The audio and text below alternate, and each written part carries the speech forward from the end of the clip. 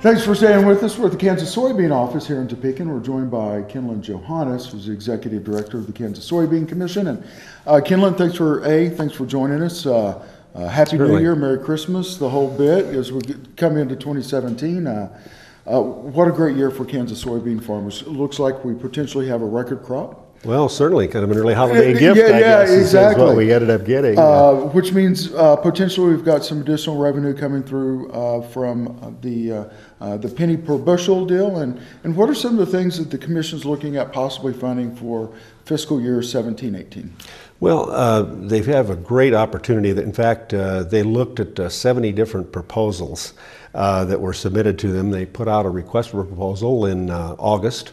They got replies back in late November, and then they sit down and they glean through all those proposals. So they had a really grueling 3-day meeting, where a lot of people came in. They had a lot of good ideas, but they were able to actually fund a few more things this year than they did in the past, mainly because of what you said.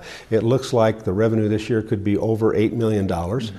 Of course, we send half to the national board, so we'll have a little more than $4 million probably to work with in state. So they were very excited, and I think came up with a good slate of different ideas that they do. Perfect. And when we talk about funding different ideas, you guys kind of have an idea of what you're really wanting to do. International markets, education, potential new uses for soybeans and byproducts of soybeans. Is that kind of the line that they follow along? Yeah, it really is. And it kind of coincides with the national board, because the national board has big, huge projects for international marketing, because 60% or more of our soybeans get exported. Right. And then national does some research, and national does some biodiesel and those types of things. But we enhance that in state, and we actually do some projects of our own. So as far as international marketing is concerned, we've got kind of a 3-pronged approach that they fund. We fund it for soybeans itself, and we go to Japan, Mexico, and the Caribbean with those. They look at meat, which is mainly swine, and taking that to Japan and Korea. And then they look at poultry, which they, again, have kind of looked at Japan, and then they look at Korea and South America, and really some in Mexico. So that's kind of the international focus on a 3-pronged way. Perfect. We're going to take a quick break. When we come back, we're going to finish up with Kenlon here at the Kansas Soybean office. Watching kansasAGreport. We'll see you in just a minute. This segment brought to you by Farm Bureau, a grassroots ag organization representing the state's farmers and ranchers since 1919. KFB.org. Oldie Seed Farms, carrying soil-specific seed. Find them on the web at oldieseed.com. That's OHLDE seed.com. Grass and Grain, online or in the mail, keeping Kansas farmers informed for over 60 years. grassandgrain.com. Kansas Wheat Commission, leaders in the adoption of profitable innovations for wheat. Online at kswheat.com. Thanks for staying with us. We're at the Kansas Soybean office here in Topeka. We're joined by Kenlon Johannes, who's the Executive Director of the Kansas Soybean Commission. And so when we talk, let's talk about some of those things. We'll break them down a little bit, Kenlon. When we talk about research, we're really talking about research done local here in the state, so we can talk about varieties that best suit our climate and farmers here in the state of Kansas. Yeah, that's very well put, because the national does some big scope research, but we have our own unique problems in Kansas. While we do fund the North Central Soybean Research Program, we do a lot of research at K-State. And again, it's on plant health, it's on insects, it's on diseases, other pests, those types of things, and actually a genetic breeding program too for varieties that really fit Kansas. So that's a very well-rounded production research. But we do some utilization research too.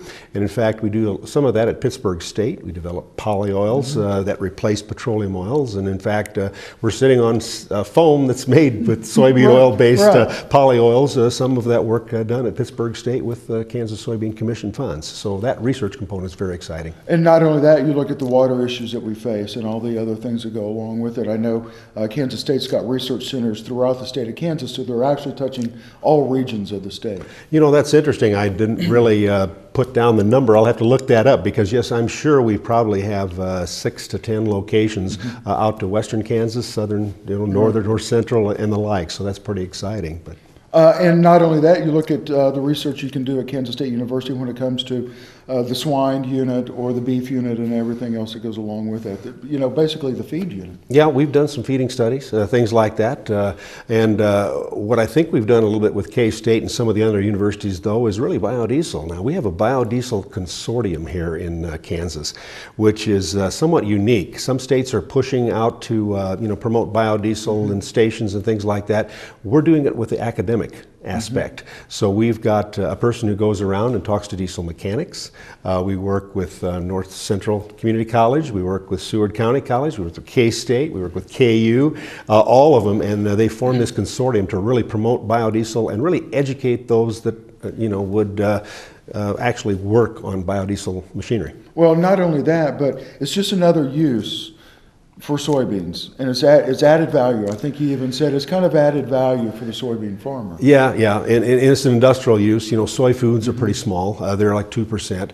Again, back to your pork, beef, and poultry, they're 98% of the meal. Those are the big boys. We really think that's important to this aspect. Right. And then we make sure and we get this message out too with different types of trade shows, farm shows. There'll be some soybean schools coming up in January, very soon here. So we want to get that message out to producers too, not only what we're doing, but what they can do to better raise soybeans. Perfect. Someone's watching the show this morning, wants some more information about some of the things that are actually being funded this year through the Soybean Commission. Where can they go? Certainly. Our soybean website is kansassoybeans.org, and our toll-free number is 877-KS-SOYBEAN. So call in or check on the website. Perfect. You're watching Kansas Ag Report, and we'll see you in just a minute. If you would like to advertise your business on Kansas Ag Report, give us a call, 785-580-3287. The producer-funded Kansas Wheat Innovation Center was built to get improved varieties into the hands of farmers faster. Kansas Wheat, farmers advancing their future through wheat genetics research. Imagine having someone help you pick the best corn hybrids for every field on your farm. Your Oldie representative can combine your data with his data to offer a field-by-field prescription. Contact Oldie Seed today at 877-692-4555.